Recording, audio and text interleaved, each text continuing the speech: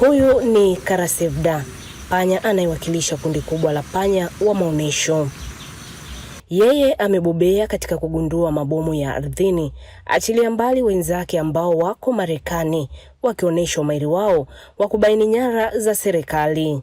Kabla hata ya kuanza masomo, Karasevda huanza siku yake hapa katika chumba cha burudani.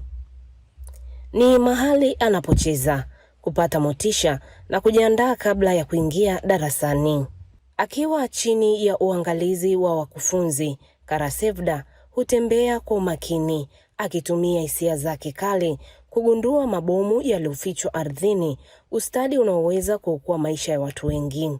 Kwa zaidi ya miongo 2.5 sasa, taasisi ya Apopo ambayo iko ndani ya Chuo Kikuu cha Sokoine cha Kilimo Morogoro imebeba jukumu la kuwafundisha panya kwa ajili ya kufanya uokozi kwa maisha ya binadamu. Panya hawa wanafundishwa mafunzo mbalimbali ikiwemo kugundua mabomu, lakini pia kugundua sampuli za ugonjwa wa kifua kikuu, na panya wengine wanafundishwa namna ya kufanya uokozi kwa watu ambao wameangukiwa na vifusi. Dhima au dhumuni wa kuja na huu mpango wa kufundisha panya wa zoo, kwanza kabisa sisi tunawatumia kama mabalozi kutuwakilisha kwenye kazi zetu sehemu mbalimbali duniani.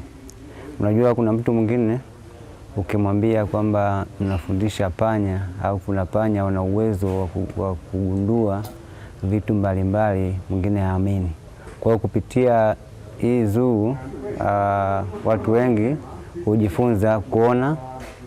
hujifunza kuona kazi mbalimbali ambazo sisi tunazifanya kupitia hawa panya. Bali na kutoa elimu kwa umma, panya hawa pia wamekuwa kivutio kikubwa kwa wageni wanaofika kujionea uwezo wao wa kipekee.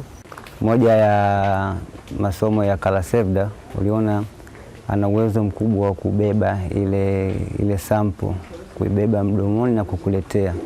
Kwa hiyo kwa mtu mwingine, hasa kwa wanafunzi, kwake ni burudani. Panya anaweza akabeba kile kitu akakuletea, akakwambia hiki ndicho chenyewe tunifundisha. Kwa mujibu wa wakufunzi, mradi huu umepokelewa vyema kimataifa, hususan nchini Marekani, ambapo panya hawa hutumika pia kuonesha uwezo wao katika shughuli mbalimbali za utafiti na mafunzo. Kwa Marekani mpaka sasa hivi tushapeleka panya 7, na kikubwa au kizuri, mapokezi yalikuwa makubwa na mazuri. Hadi sisi wenyewe hatukutarajia kama mapokeo yangekuwa vile. Hadi sasa wamechunguza zaidi ya sampuli milioni 1 za ugonjwa wa kifua kikuu, na kati ya hizo zaidi ya sampuli 30,000 zimebainika kuwa na maambukizi ya ugonjwa huo. Na mchango wao hauishi hapo.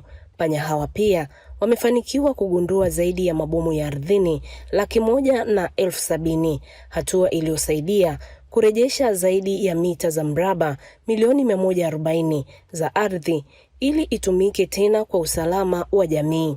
Teresia Mwanga, Habari Wikendi, Morogoro.